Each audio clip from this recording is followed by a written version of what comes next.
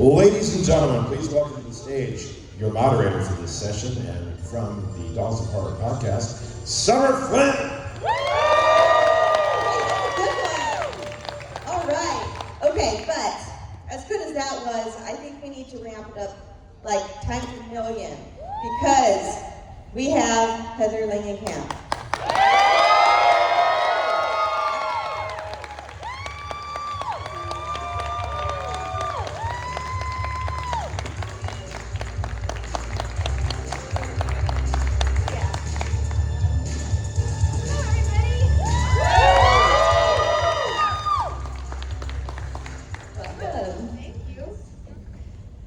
Hello. So how has the convention treated you so far?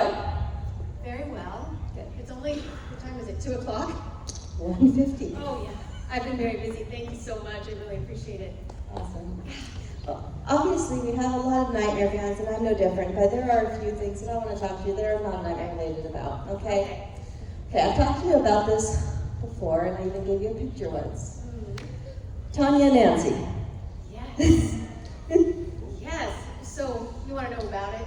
Yeah, your experience How making did I- it, everything- or your experience making it, and you stood on ice skates. Did you do any skating? Interesting questions. So I was doing Nightmare on Elm Street, Wes Craven's New Nightmare, the 7th one, when the whole Olympic scandal with Tanya and Nancy happened. So that would have been the Winter Olympics, and probably it was November of '94, maybe. Actually, When was the Winter Olympics? it's supposed to be like February, so the event actually happened. I was a figure skater. Oh, you were a figure So skater. we talked about this. So I was obsessed, but it happened in January, and that movie got pushed down in April, so it was made very, Yeah, so very fast. exactly. So they were making the movie extremely quickly, and Marianne, our producer, said, "Heather, you look so much like Nancy Kerrigan." And I'm like, "I do?" She's like, "You look just like her. Look at this." And she brought a newspaper that had Nancy's face on it, and I said, "Wow, you're right. Gosh, I do kind of look like her." And she's like, "I'm calling the producer, telling him you have to come in to audition for that part." So we found out who was producing it, and we called the casting director actually, and she said, "Okay, come on in." And I went in with my hair pulled tight back in one of those Nancy Kerrigan ponytails, and she's like, "Wow, you really do look like her." So I got the part pretty easily, and I didn't even think that I would have to ice skate that much, but I did have to go to training. I went to a small rink in Van Nuys, California with my trainer, who was a skater probably like you, who did a lot of skating for various shows, and she was a beautiful skater.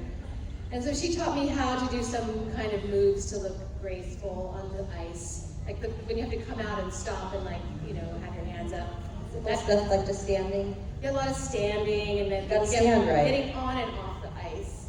That was important, and just being relaxed enough so that you look natural. So luckily I had taken ice skating lessons when I was little, so I wasn't scared of the ice, but I fell several times and I think cracked my head open because I can still have no memory now of some of the things that happened, because ice skating is brutal. It's really one of the most brutal sports that you can be part of, because you have to look so elegant and feminine, right? You have to look very feminine, but it's You have to actually look perfect. You have to look perfect, and yet you are falling. And my own trainer, she was just covered in bruises, and she was a professional. So, and she, taught me a lot about being a skater.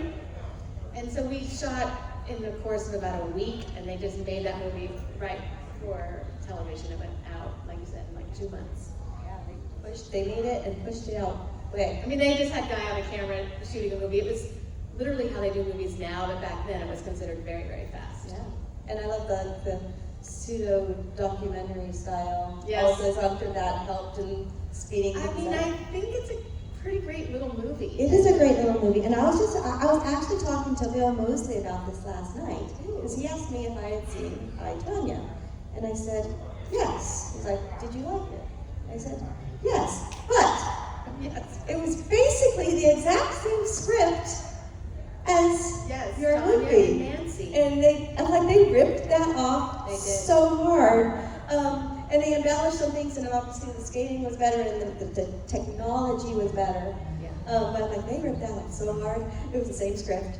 It was, well, one of the things they did, okay, we won't stop talking about ice skating, but, so they had, we had a big rink that we worked in, and they put us on a kind of a sled, and they would pull us around with, I don't know whether it was like a Zamboni, but anyway, so we would pretend like we were skating while we're just basically standing on a wooden sled that would be pulled around the ice. So that's why a lot of the shots where the background's moving is how we did that. So, you know, it was hard. There were a lot of falls. And I did cry one time because I hurt my head. But it was amazing. It was worth it. I may or may not own it on DVD. Really? Yeah, just saying. Nice. Yes, part of my childhood, you know. Okay, so we put the call out to the Dolls of Horror listeners for those who couldn't be here if they had any questions for you. And we got one or two. So Robin would love to know about your experience on working with Mike Flanagan on Midnight Club. Oh, yes. Well, this is something that my latest piece of work is Dr. Georgina Stanton. I play a woman who runs a hospice for terminal, young people with terminal cancer. And so Mike Flanagan, his casting agent, called me one day and said, you know, we'd like Heather to audition for a part. And in my mind, I'm thinking, okay, 1 week, like a little small part, because that's, unfortunately, a lot of offers I get are just for very small cameo type roles. And I could only hope that, you know, I'd be asked to do a big part for him. And so when I got the script and it was, you know, a character that goes through the whole 10 episodes, I was just thrilled. And Mike Flanagan is a big fan of horror, obviously, and loves Nancy. So I was able to work for him, and he's just a great guy, and he's kind, and he has very strong ideas of what he wants to do, which is always wonderful to work for someone like that. And so we worked on her character, and then as a bonus, you know, I got to be the devil, I got to play a detective, I got to play all these other characters in the show. And if no one knows the premise of the show, the beginning and the end of the show are usually about the kids living in the hospice, and the hospice is this giant, scary mansion. But at midnight, they sneak out of their rooms to tell scary stories, which all are based on Christopher Pike novels. So Mike Flanagan has, you know, bought the rights to most all of Christopher Pike's work, and we only got to shoot like maybe 4 or 5 of them in the course of our 10-episode show. So I'm really wanting him to figure out how to get those other Christopher Pike novels back on the screen, because they're really good stories to shoot. And if you were a kid of the 90s, you probably read the Christopher Pike books. Yes, I was Christopher Pike and R.L. Stein's Fear Street, and honestly, I still do, because I don't have time to invest 6 months into a 1,000-page Stephen King novel as much as I love them. But reading a Fear Street book is like watching an hour-and-a-half movie. Yeah. Right? Kind of with them, and yeah. And they would all. But also, I mean, the Midnight Club books have some Yeah. very serious themes, and I think kids who read them feel like they're kind of getting a glimpse into a more mature, a little different kind of emotional world than R.L. Stein books, I think. I don't know. Well, yeah, different levels. A little yeah, there's also little levels. Yeah, different levels. I was on like the teen level. Yeah. You know, but it's absolutely true. Yeah, the young adult novels of the late 80s, early 90s are really something special. Yeah, and they're intense, and, Yeah. and our show is very intense in some parts, and we do have to deal with death.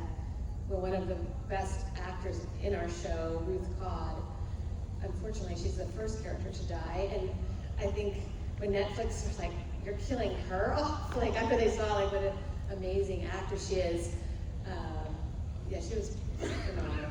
Working with all those young people was very inspiring. I have to read this one because it made me laugh out loud how he phrased it.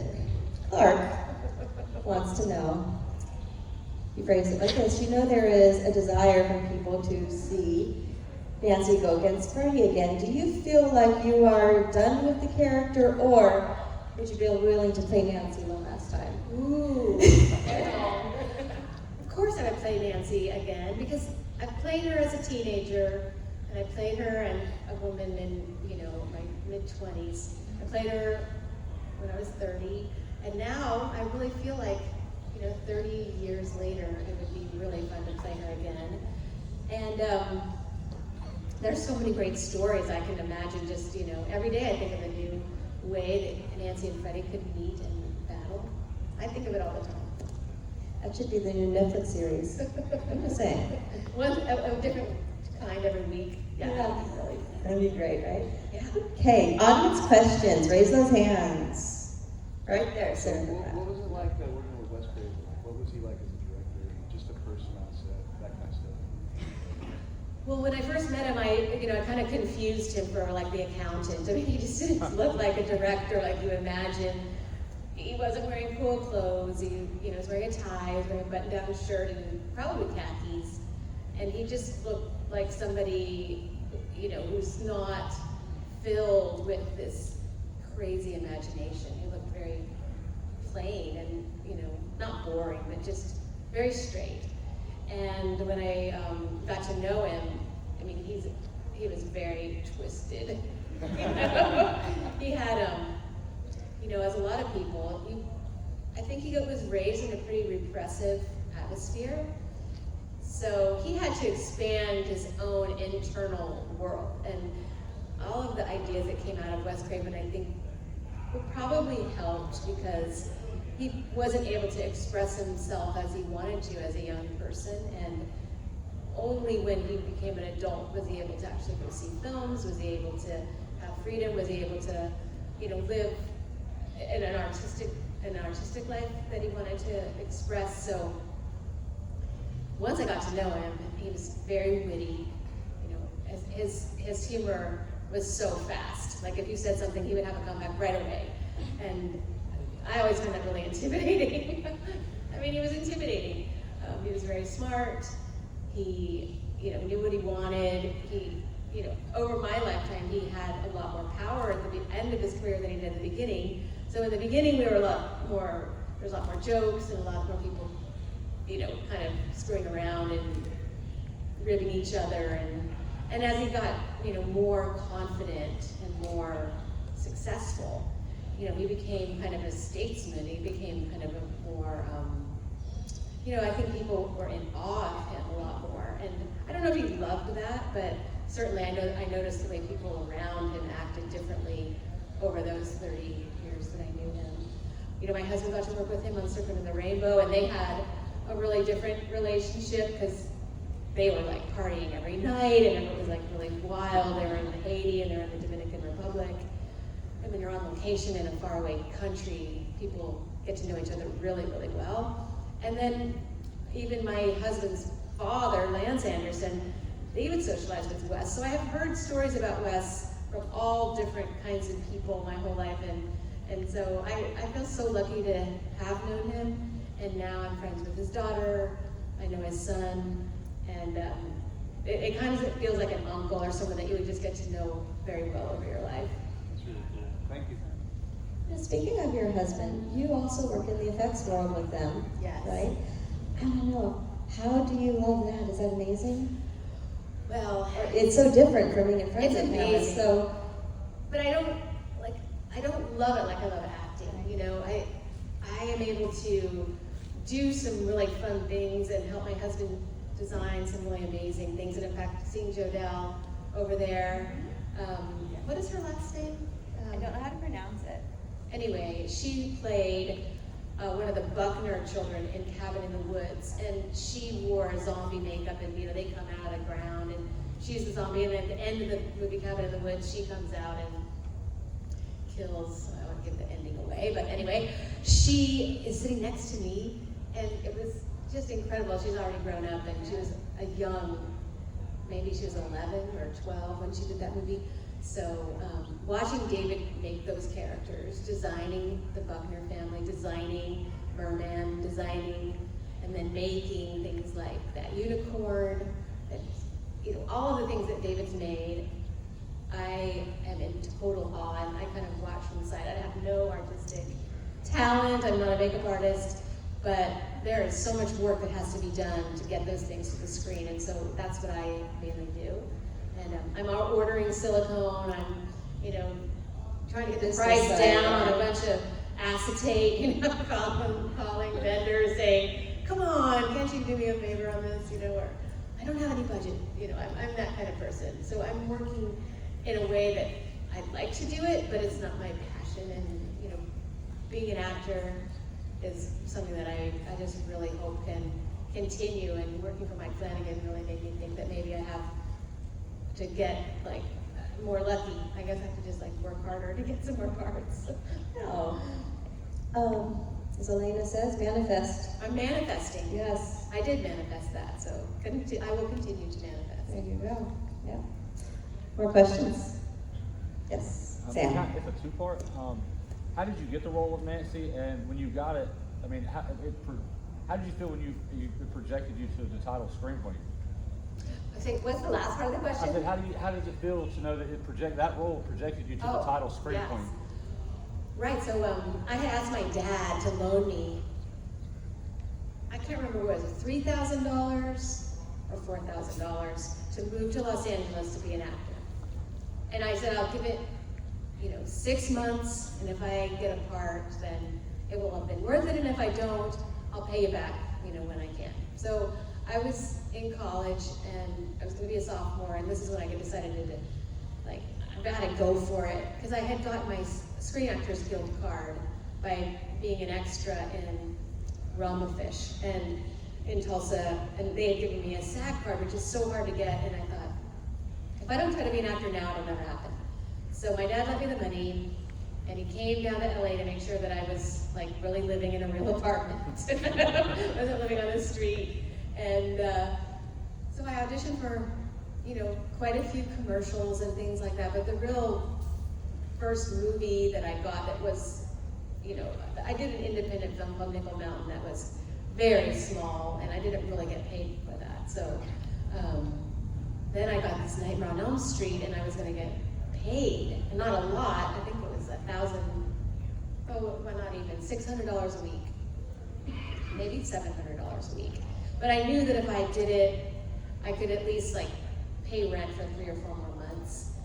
And I didn't really care what it was. I really didn't care that it was gonna be a horror movie. My agents were very against me doing it. They're like, once you get into a horror movie, you're pigeonholed for the rest of your career, and we won't be able to turn that around for you, and I don't really think you should take it. But I said, look, I really think I should take it. They're like, whatever. And they actually never worked for me again. They were really, really upset that I took that job, and I worked every single day for 6 weeks, and the movie came out, and I went to see it, and really nothing happened. I mean, people in Hollywood didn't see it. People in America, if you saw it on the screen then, you saw it, but there was no VCRs, there was no VHS tapes, there was no way to go to Blockbuster and watch the movie. So there was a little point of time when, really nothing happened afterwards. But then as soon as VCRs were invented, then suddenly, it started to become a popular movie, and then I started hearing that Scream Queen, and then maybe 5 years later, they made the sequels, and then it got more popular with Nightmare 3, and then 10 years later, we're going to conventions, we're signing autographs. It was a slow ramp up, and now I feel it was the best thing that ever happened to me, but it took a long time for that to settle in, and a lot of it has to do with meeting so many fans and being so grateful. Thank you. And you've made it a classic. It didn't happen on its own. It was because of you guys that you watched it enough, hundreds of times that now it's considered, it was admitted into the Library of Congress. So it's now a very important film. Yeah. Oh, by the way, you have those tapes at home, the original ones that are worth a fortune now. I saw one on auction for $8,000 the other day. So yeah, go and find your little Nightmare on Elm Street VHS and take good care of it. I've got mine with all of y'all's signature on it. Oh, there you go. I do the very first one. These are going to be priceless. And then I have a laser disc too. Wow. The collections that you guys have are impressive. Very impressive. I still love my Freddie phone. Oh, you have your Freddie phone. Yeah, it's so cute. Yeah, those are great too. Patrick Hart designed a Freddy Krueger phone with the squishy tongue and everything. It's and pretty it was realistic. blue, and it was great. And he's such a great artist. He's here this weekend, and you might have some. So go find his booth and check him out. I'm not sure, I haven't seen the booth yet, but as you're here, you probably built So some. he sells out, you know, No. he has them. Yeah. It's worth getting them. I bought What was it like working with Deb? So I always say this because, you know, his career is taking him to much higher places than mine has. And I've always admired his work, and he was the nicest person you could ever meet. He was new to Hollywood just like I was. We had so much in common. We didn't know really what we were doing, but I had worked on a few more things, so I would give him all my tips.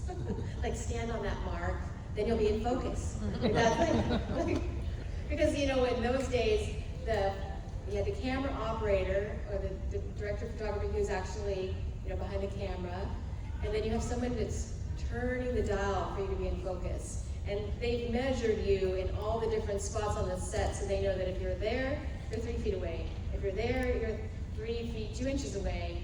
And so these people like have this coordination and this memory that was pretty amazing back then.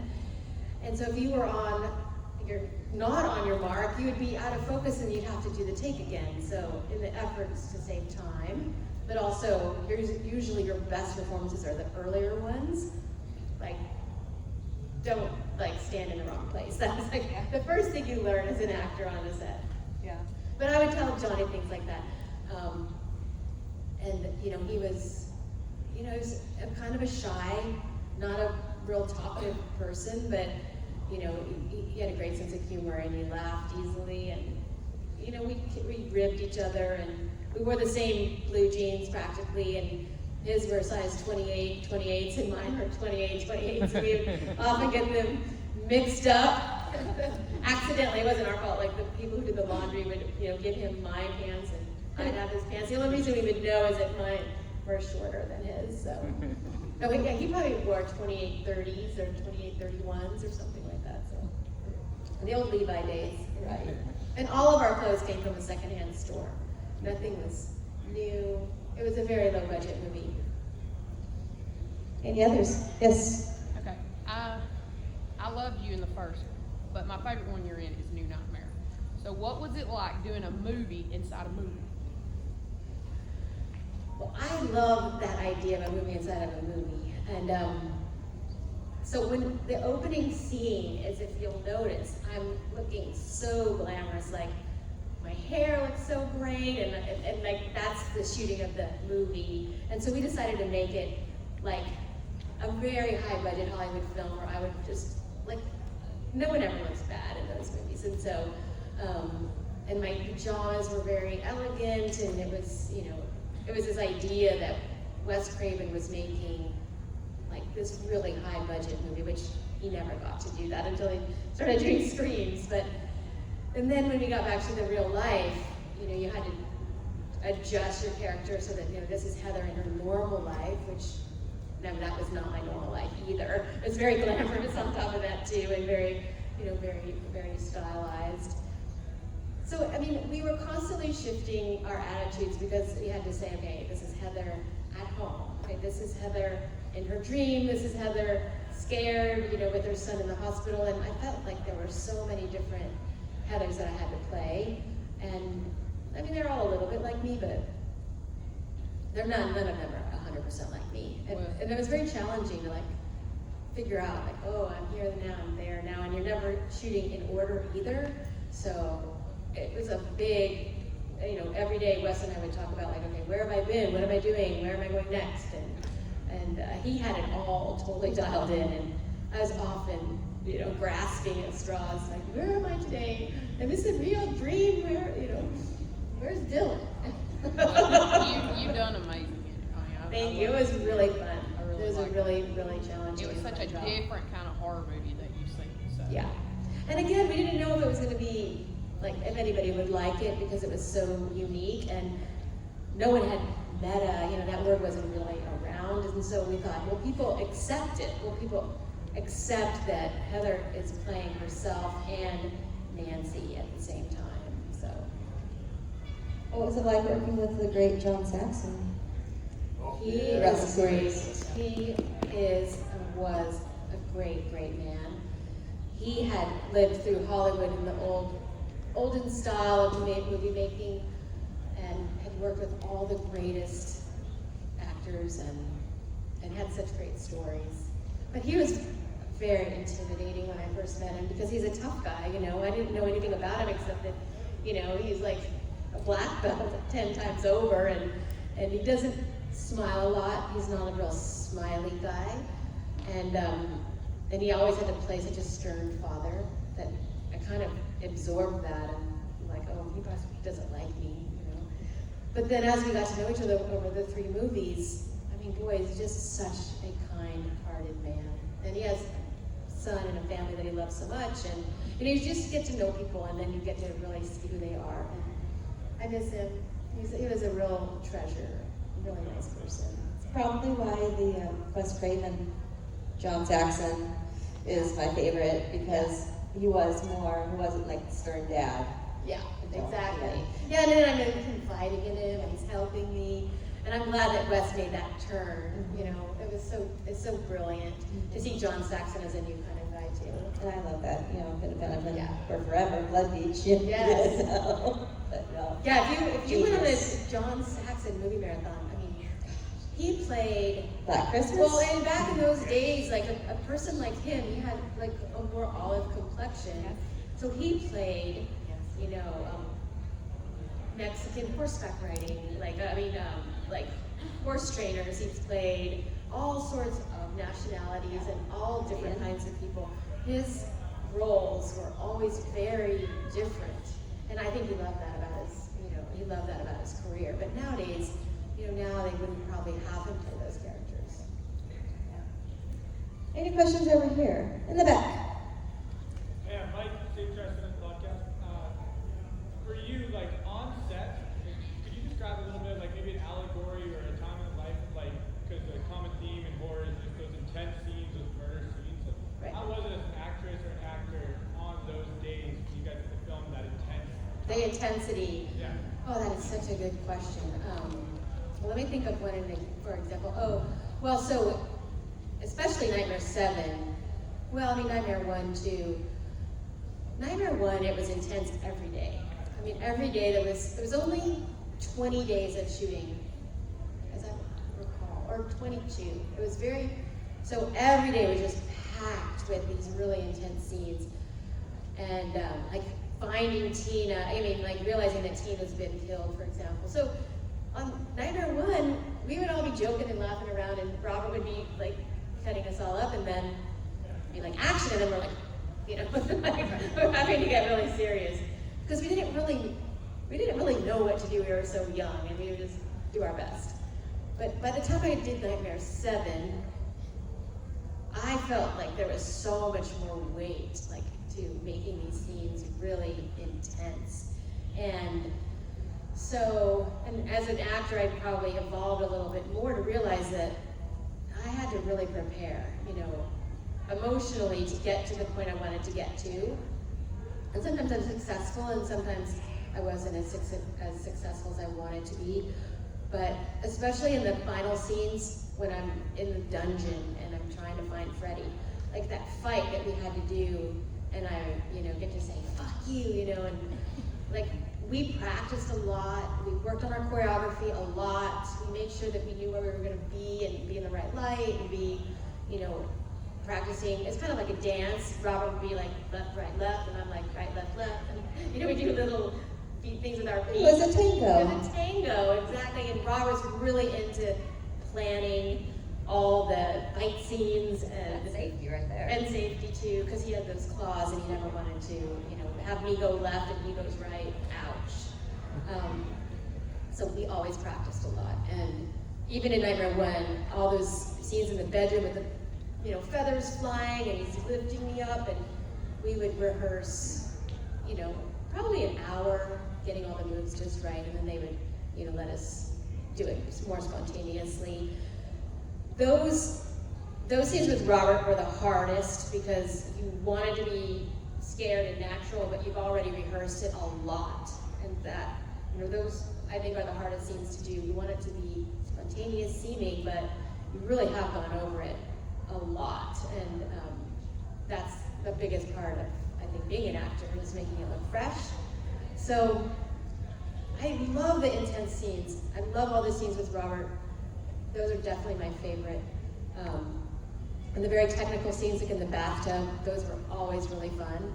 But when Wes says, action, you just had to like send it all away. Like everything that you had learned, everything that you had practiced, everything that you wanted to do, you just had to let it go and just hope that what was going to come out of you was right and not think about it. Because the minute you start thinking, you look like you're thinking, and you can tell when actors are thinking on screen, and I hate it, but I know how hard it is to do that, and you want it to just look like it's a regular day, so that's the hardest part. Saw another one over here somewhere, right there. You! Okay, we have both of you. Yeah, let's do both. Yeah, ask a quick question. You were one of the original Final Girls. Why did they need you in 3? That didn't make any sense. Why they kill me in 3? Yeah, well, because Wes Craven does not care. Like he didn't buy into any of that. Nope. He didn't look at the outside world and say, oh, they're calling Heather a final girl, therefore I cannot kill her.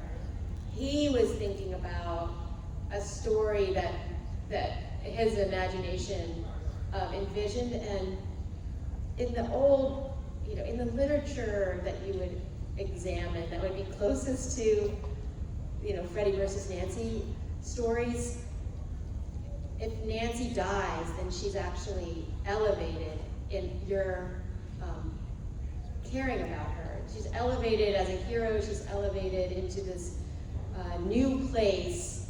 And I do think that it succeeded in some ways, because if Nancy had lived, it might have been like, oh, they're just waiting for another sequel, here we go. It's gonna be Freddie and Nancy again next time. And when she died, everyone was shocked. And people tell me that they cried, like they couldn't believe that this character was gonna sacrifice herself for the young, the younger kids, And whenever anybody sacrifices themselves, and they actually become a different kind of character. And I think he wanted her to be that. Now, I think once he finished, killing me off, then he was tortured for several years thinking, oh my gosh, how can I bring her back? And so he said he worked very, very hard to come up with the Nightmare 7 storyline, because he wanted Nancy and Freddie to meet again, but he didn't know how to do it and he wanted it to be very natural. And so that's the idea that he came up with, and of course now it's like such a brilliant, brilliant idea. So he didn't take the easy way out, and that's why I think we respect him so much. Next one? Yeah. So I've always been curious about this. Okay, we love our franchises, and we've seen yours and another one merge for a movie, for better or for worse. But the question is, what if an actor, not Heather Langenkamp, maybe Langenkamp, was to get an opportunity, because there's only so much time in our lives and your life, Right. to be in another franchise. Hey, this one stalled out. But we Yeah. want this one starting up again. We want you to be the final girl in that. What gives? What do you say? Is that hard? You know what, I don't know if I have it in me to do it with another group of people. I mean, I feel like I'm in a family right now, and I feel that this family has been very good to me, and I think that it's okay for another person to take on the other franchise. I don't want to say that I wouldn't take a role in another franchise movie, but to be the lead driving character, at this stage of my life, I feel like I'm too loyal to Nancy and Freddie to kind of invest in another big, long, franchise. But on the other hand, if I was playing a character that was like super different, that wasn't a final girl, or like say she's like owns a hospice for teens who are terminally ill, like that could be, if that was a franchise, if it had been picked up, I can see playing that character, because she's a 60-year-old woman. I can see playing that into the future and being part of a big franchise and have a really important role in it. But it wouldn't be a final girl role. It wouldn't be like in a Freddie versus Nancy kind of duo. I'm probably too old for that, and I'm okay with it. You had a small part in another popular horror franchise, and not a very popular movie, and that's Hellraiser. I know. Yeah. Yeah, so I did that kind of like, maybe I jumped into that without thinking about it enough.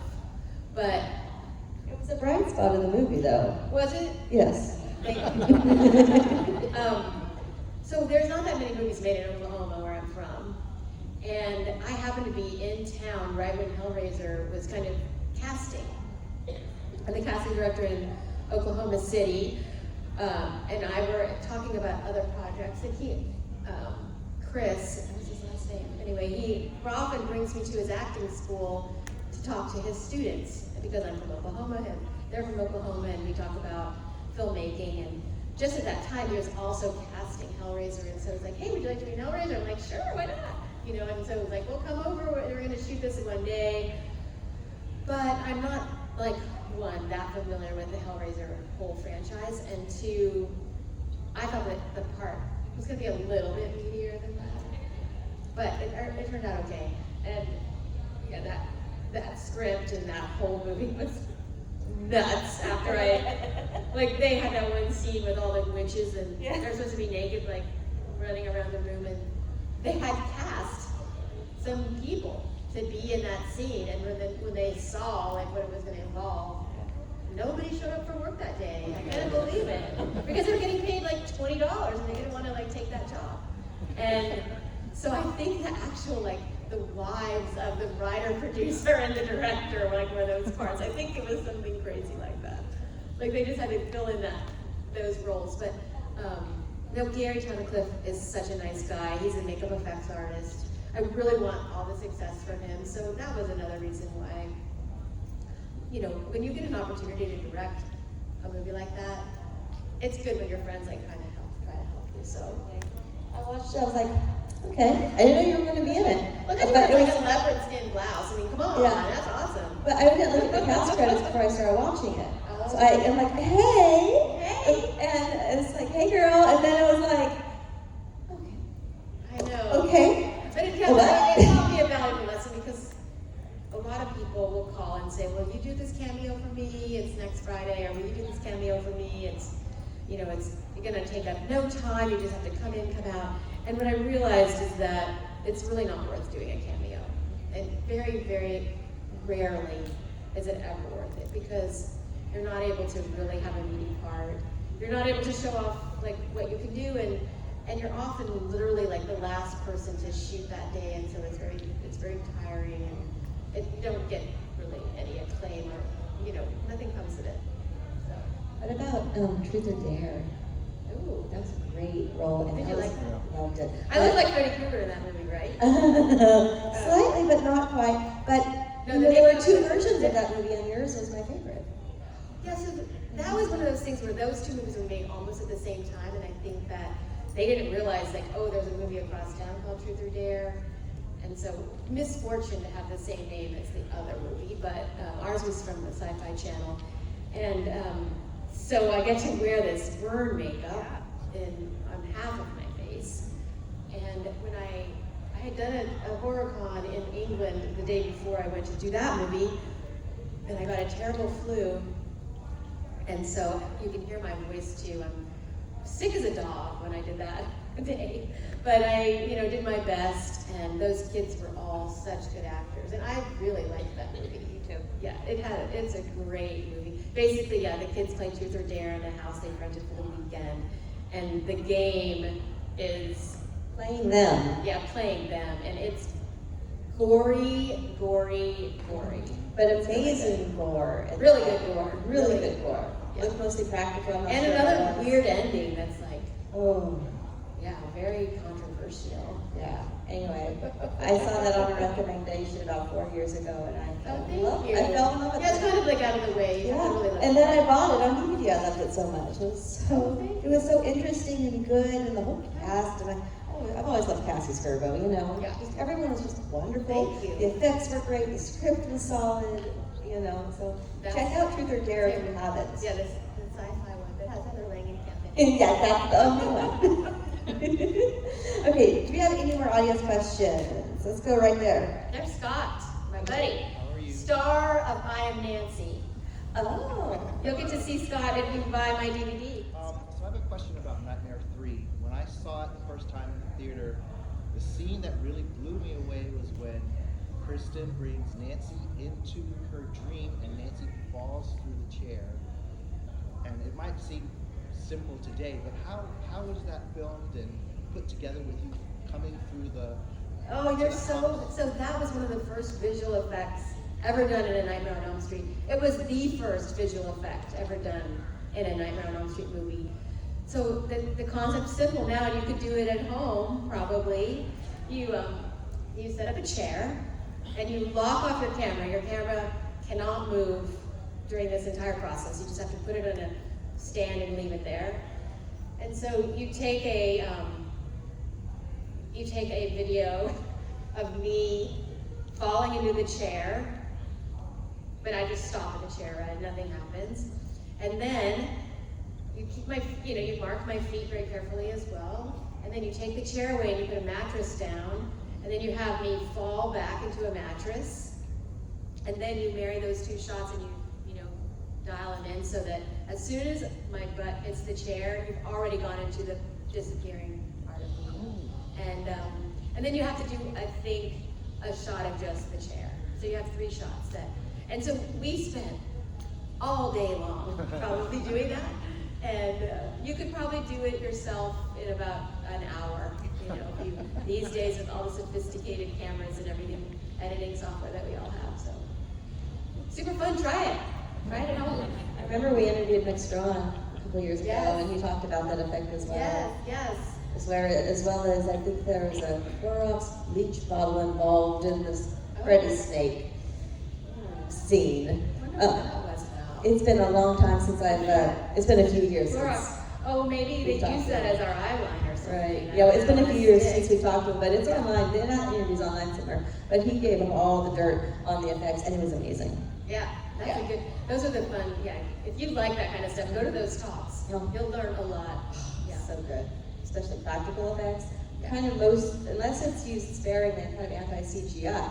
Right, I need the right. practical CGI for helping things out, but pure CGI, I'm not a fan.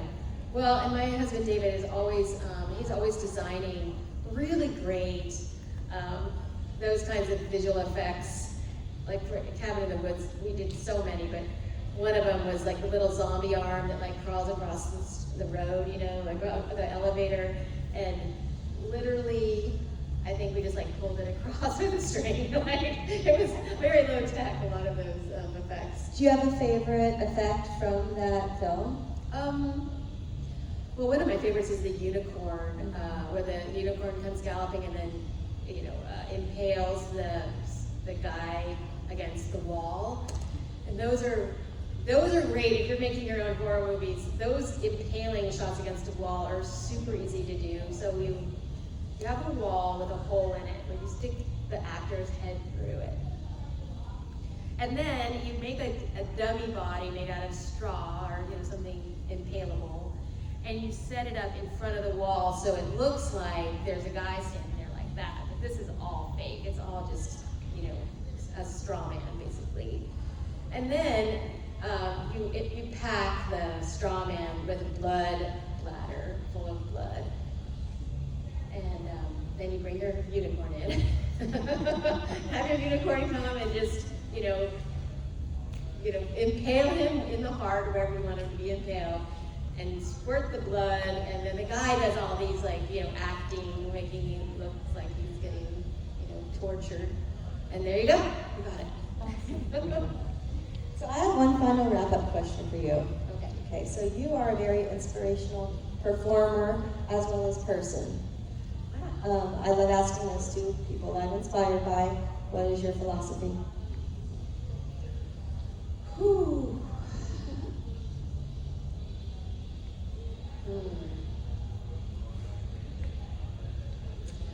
Wow.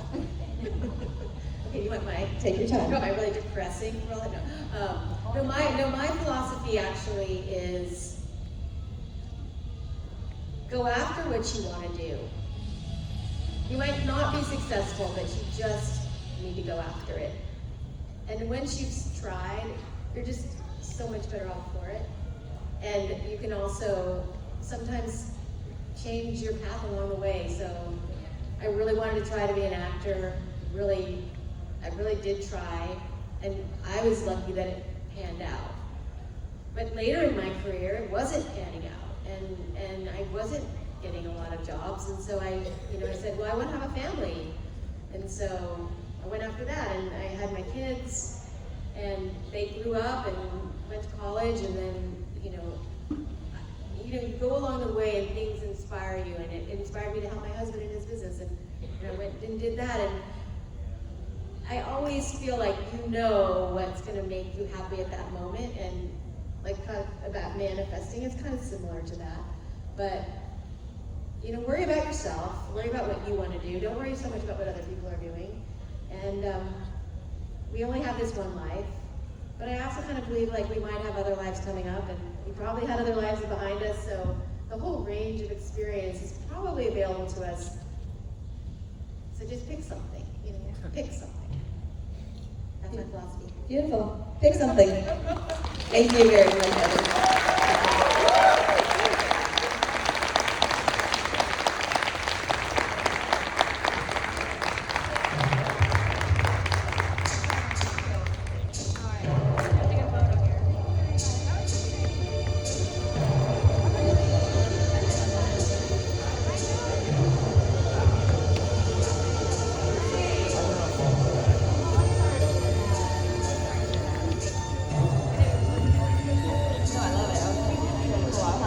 Where do I get one?